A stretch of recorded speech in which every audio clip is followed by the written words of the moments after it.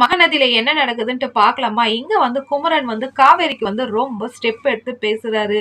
"ஏம்மா, ஏன் அவள யார பார்த்தாலும் வெறுக்கிறீங்கன்னும்போது, ஒரு காலகட்டத்தில வந்து உங்க அம்மா வந்து காவேரிய வந்து வெறுத்துன்னு இருந்தாங்க.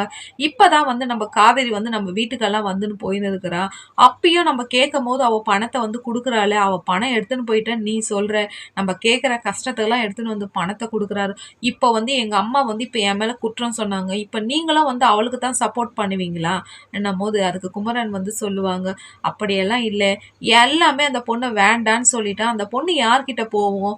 அங்கேயே வந்து விஜய் எப்ப பாரு கங்காவ திட்டினே இருக்கிறாரு. பார்க்கும்போதெல்லாம் நம்பளையே வீட்டுக்கு எதிர்க்கவே பார்க்குறோம். அவளுக்கு நம்பளும் ஆறுதல் குடுக்கலன்னா, கங்காக்கு யார் தான் சப்போர்ட் பண்ணுவாங்க?